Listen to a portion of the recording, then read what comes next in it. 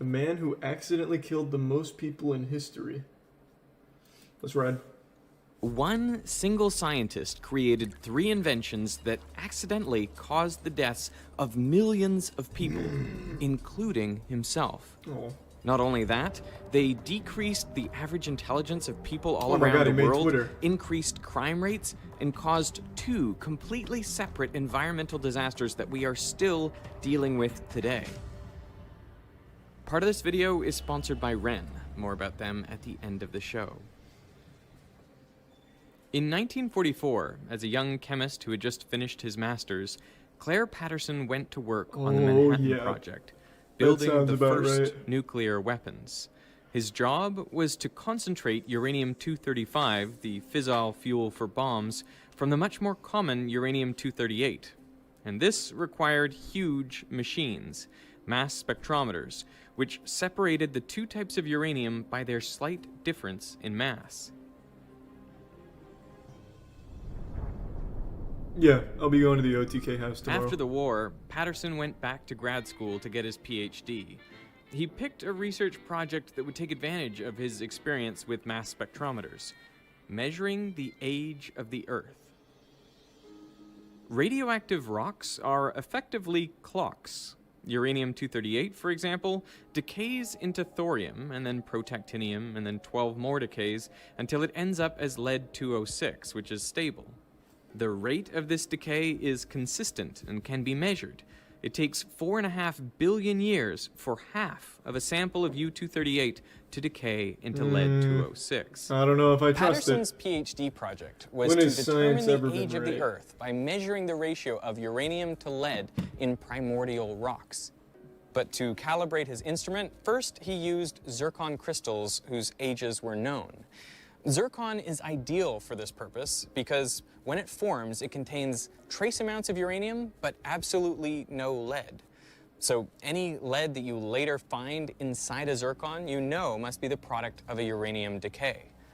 Now, Patterson was tasked with measuring the lead content, and another God, student, this is so George fucking Tilton, big brain. I've never measured even heard of uranium. zircon. Tilton's like a character uranium in Dragon measurements Ball. were fine. They matched predictions. But Patterson's lead measurements were all over the place, and they were many, many times higher than they expected. We take George's uranium and my lead. Not right, Patterson. There was lead there that didn't belong there. So where was all this extra lead coming from? The aliens gave it That to us. mystery would take over the rest of Claire Patterson's life and bring him to the literal ends of the Earth. In 1908, a woman was driving across the Belle Isle Bridge in Detroit when her car stalled. A passing motorist stopped to help. In those days, cars needed to be hand-cranked to start. The good He old knelt days, down baby. and turned the crank, and the engine roared to life, a little too suddenly. The man couldn't get out of the way, and the crank handle hit him in the face and broke his jaw. Fucking idiot. He died as a result of his what? injuries. His name was Byron Carter. What the He fuck? was the founder of his own car company.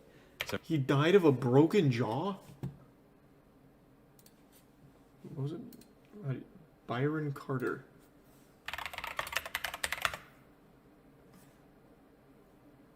What an awful way of going out.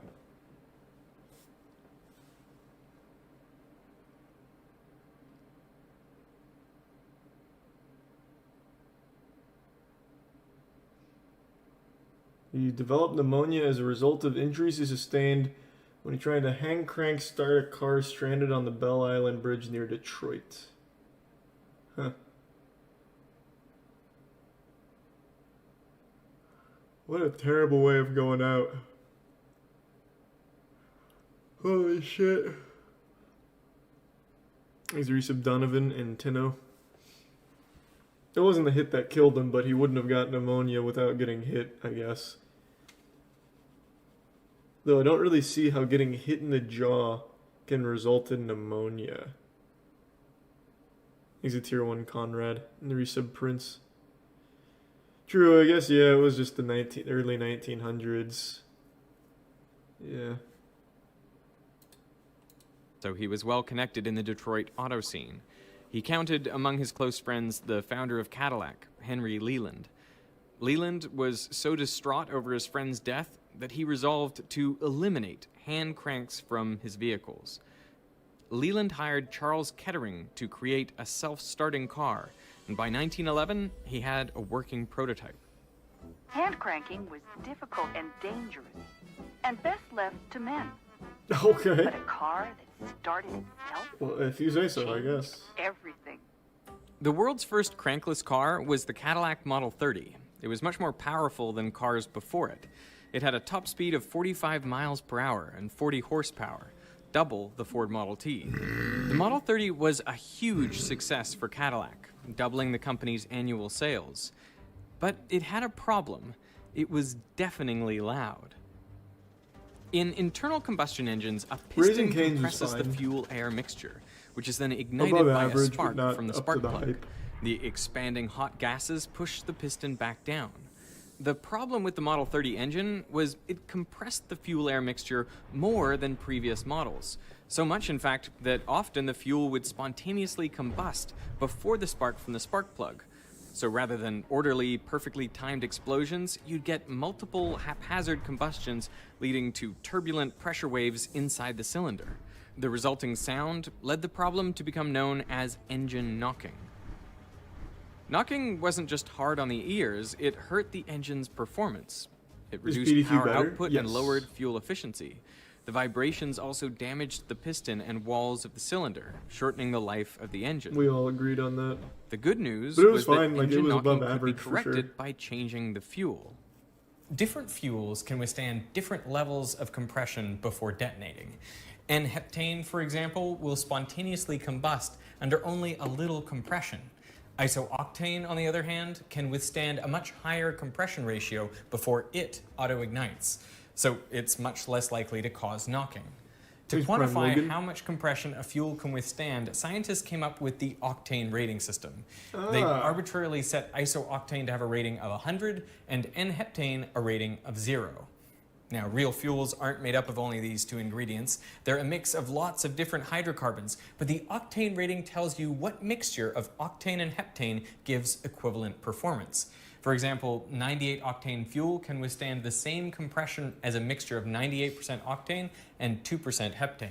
Now, I'm going to take a little bit of 98 octane fuel and put it in this piston, and when I compress it, nothing happens, which is exactly what you'd expect. This fuel can withstand a lot of compression. Diesel has an octane rating of 20, so it acts like a mixture of 20% isooctane and 80% N-heptane. If I put a little bit of diesel in there, let's see what happens with the same compression ratio. It blows his hand off.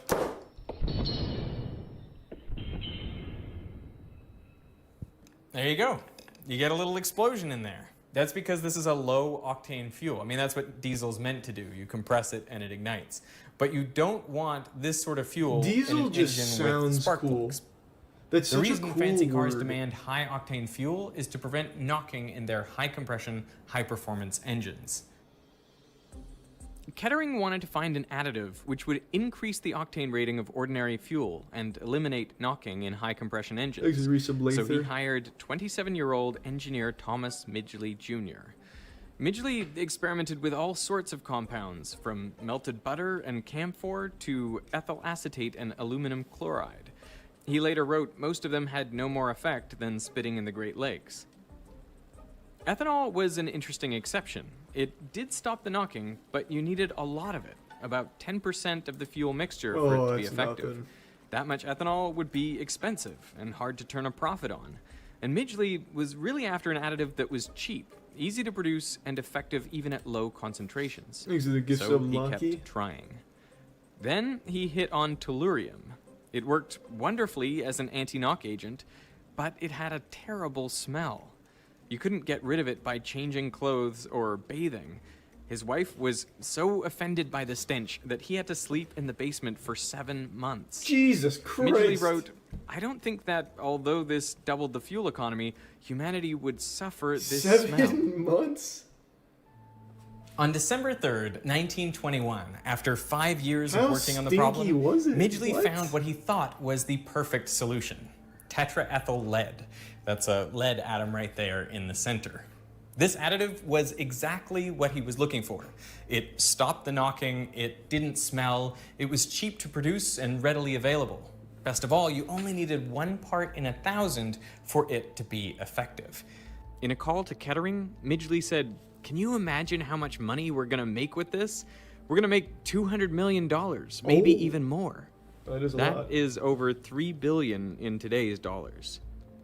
Now, for his discovery, the American Chemical Society gave him the prestigious Nichols Award, and they asked him to do a series of public talks, but Midgley declined. He and Kettering patented the process for making tetraethyl lead, and they called their new additive ethyl, perhaps so it might be confused with another common additive, ethyl alcohol. Oh. They made no I was mention going to take a guess of and I was lead. going to be wrong. Then they teamed up with 3 of America's largest corporations, General Motors, DuPont, and Standard Oil of New Jersey, to form the Ethyl Corporation. Their marketing was brilliant. No man can look at the amazing record of accomplishment here in this research division without confidence that these men are going ahead with an eye to the future, looking for new facts and principles which will make things better and make life easier for all of us. Yeah, America! We like lead.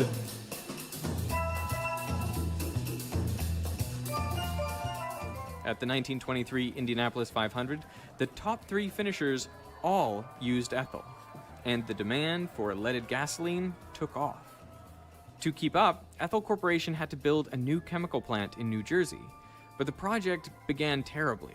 Within 2 months of operating, dozens of workers fell ill with lead poisoning. Just 5 a of them coincidence. died. Yeah, probably faking To it. address the public outcry, Midgley held a press conference, and there he poured tetraethyl lead onto his hands, and he inhaled it for a full minute.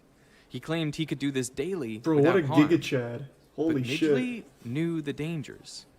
The reason he had turned down the public talks was because he spent much of 1923 in Florida, where he himself was recovering from lead poisoning. He didn't go anywhere near his company's product if he could help it. Lead is dangerous even in small doses. Holy shit. It mimics calcium in our bodies, so there's no efficient way to get rid of it. And like calcium, lead can be stored in bones for years, meaning it can continue to poison the body long after the initial exposure. The organ most sensitive to lead is the brain. Lead breaks down the myelin sheath around axons and prevents the release of neurotransmitters. That's why common symptoms of lead poisoning are headaches, memory loss, and tingling in the hands and feet. And children are particularly susceptible. Lead exposure can cause permanent learning disorders and behavioral problems. And the dangers of lead had been known for hundreds of years. Already in 1786, Benjamin Franklin remarked that lead had been used for far too long, considering its known toxicity.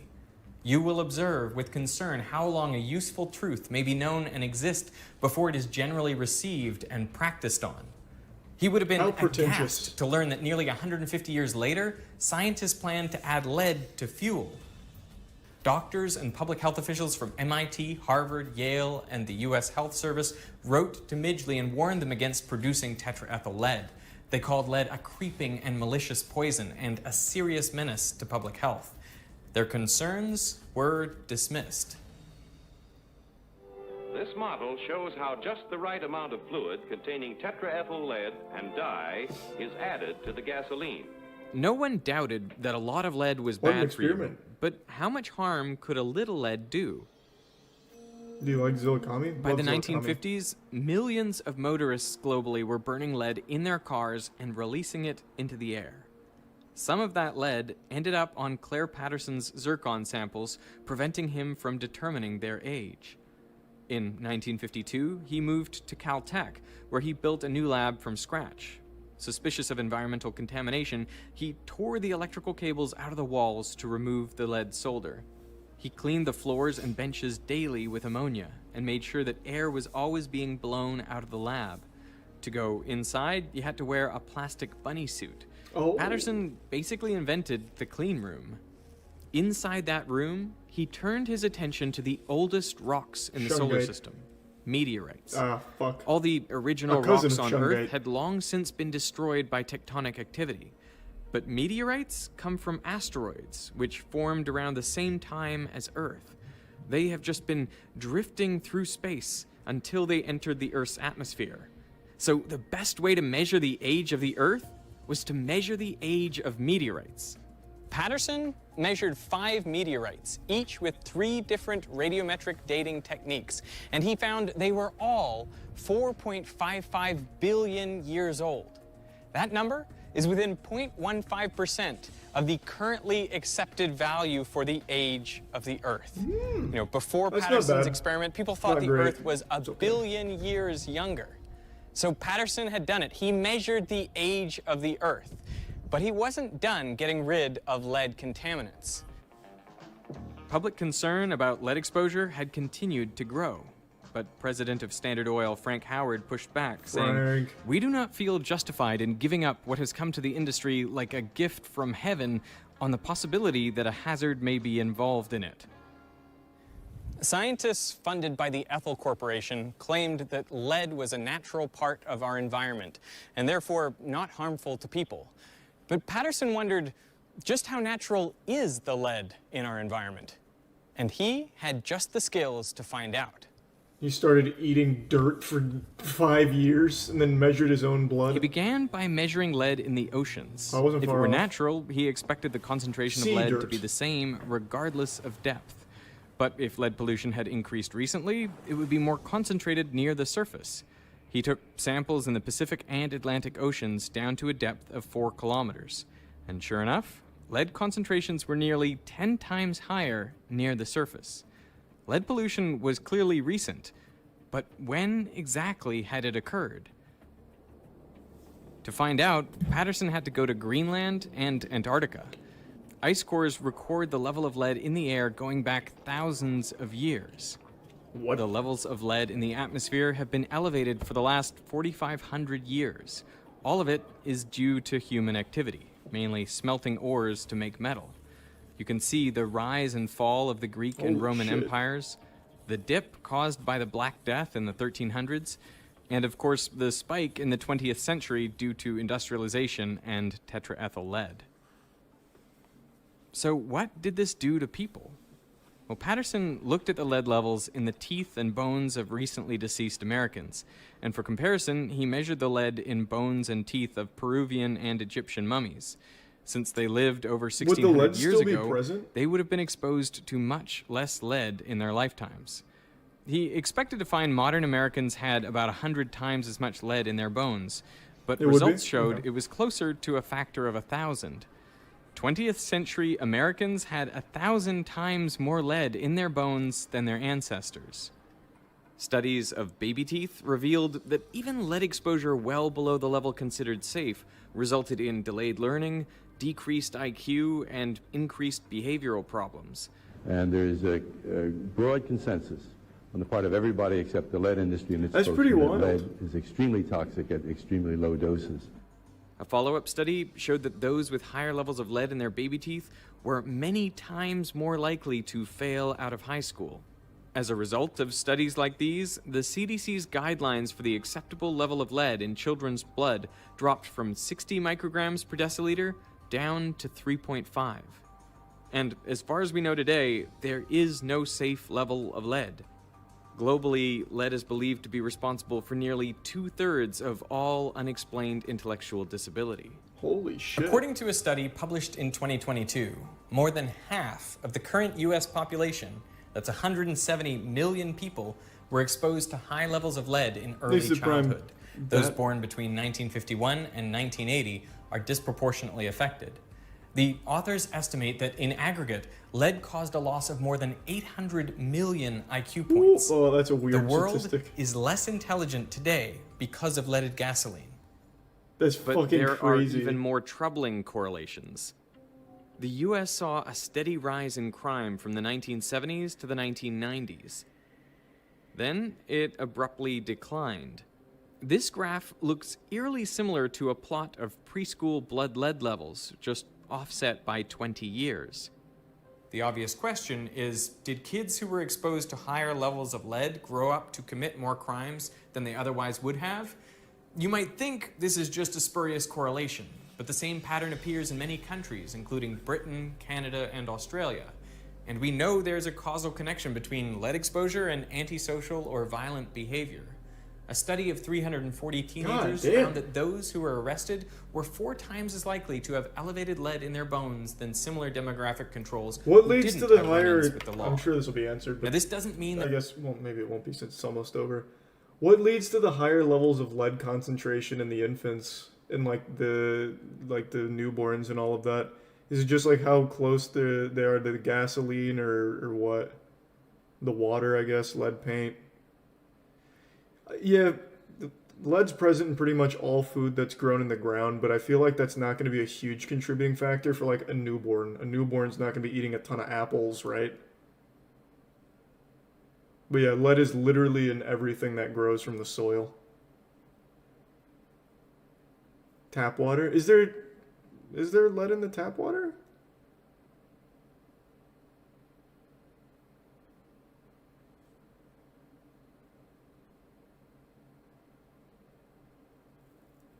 Lead pipes. Oh, interesting. Thanks to Prime Dakota.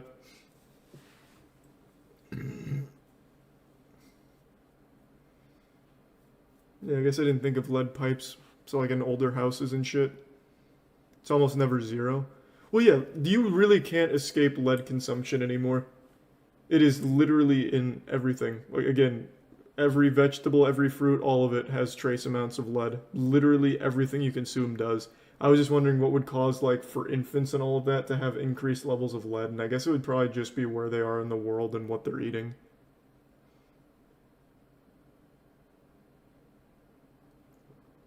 Very prevalent in seafood too. Yeah, he even brought up that graph where the guy was studying lead concentration at surface versus deep. The mother passes lead into the baby. I don't even know if you're serious or not, but I love the idea that when a woman's pregnant, she starts like giving lead to the baby inside the body. Like a lead fucking ball bearing or something that serves as like the core for a human being. There's lead particles in the air due to farts. What the fuck are you talking about? There's no way. What are you watching? I'm learning about lead and the man who accidentally killed the most people in history. Oh, what? That's cool as fuck. Yeah, apparently it's from him creating leaded gasoline. Mm-hmm. Here, I'll turn on... Oh, the captions are on so you can read. Perfect. It's actually pretty wild. That is possible since they're technically growing inside them, so lead gets transferred unintentionally into the infant. I mean, that's possible. Fetal alcohol syndrome, don't smoke. Of course, what the mom eats would affect the baby. Fetal alcohol syndrome's a little different, though, I would think, right? I don't think lead would work the same way in passing it down. But again, I don't know. I'm not a fucking baby scientist. Thanks for some Krispy Kreme. That lead is responsible for all of the increase in crime, but it's very likely responsible for some of it. Now, it's tough to estimate the precise death toll of lead. One of its lesser-known effects is a hardening of the arteries, leading to increased cardiovascular disease. A study from 2018 found lead was likely responsible for 250,000 heart disease deaths per year in the U.S. Assuming a constant rate over the past century, that amounts to 25 million deaths in the US alone. Globally, the figure may approach 100 million. Most of those deaths are due to Midgley's decision to put lead in gasoline, a substance he knew firsthand was toxic, but he did it anyway to maximize profits. And the problem is not over. Gas. Current estimates of deaths caused by lead range from 500 to 900,000 per year. The 2020 UNICEF report warns that 1 in 3 children globally, that's over 800 million children, have blood lead levels at or above 5 micrograms per deciliter. A lot of this lead now comes from batteries and industrial processes, but some is still due to Midgley's invention. Now, after Midgley's success with ethyl, he was put in charge of another engineering project. GM wasn't just making cars, but also household appliances. And fridges had a problem. The two most common gases used as refrigerants were methyl formate and sulfur dioxide. One is highly toxic, the other is flammable. Midgley was tasked with creating a safer alternative, and in 1928 he developed a non-toxic and non-flammable refrigerant, dichloro-difluoromethane. GM called this new product Freon, and to demonstrate Freon safety, during the unveiling at the American Chemical Society, Midgley inhaled a lungful of this gas and blew out a candle.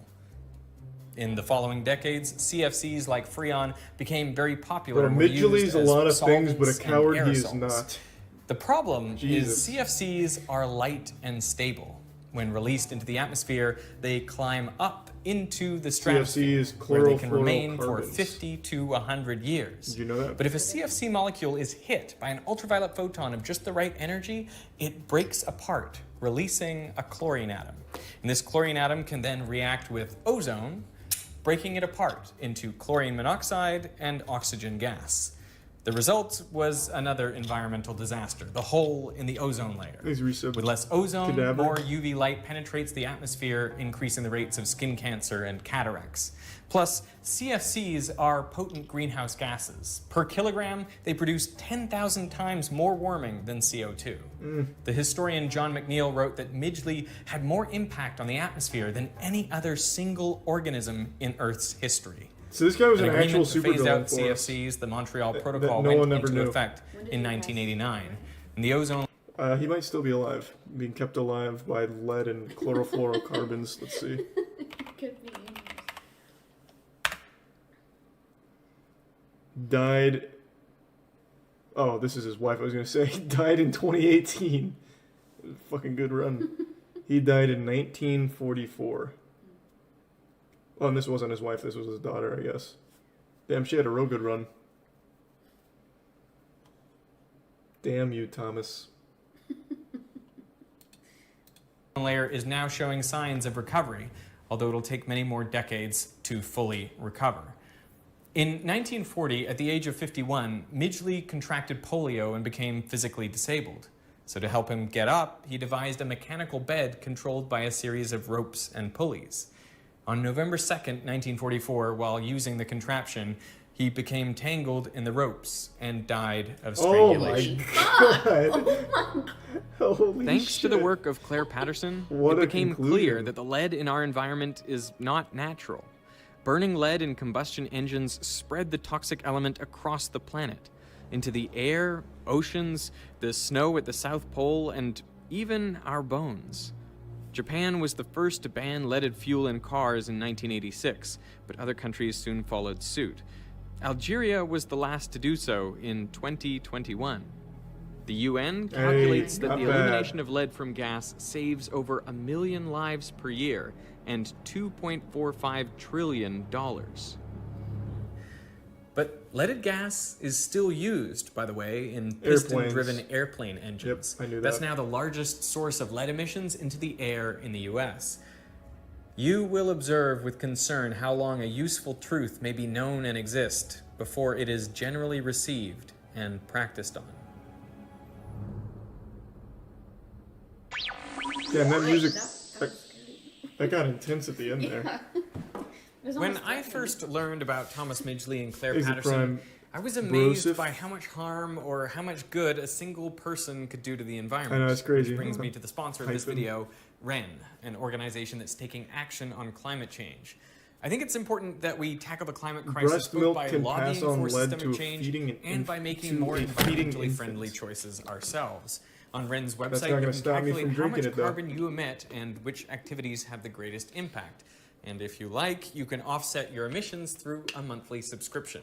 The funds raised go to support a variety of projects that reduce greenhouse gases in the atmosphere. One project I particularly like involves collecting up flammable dead wood from California forests.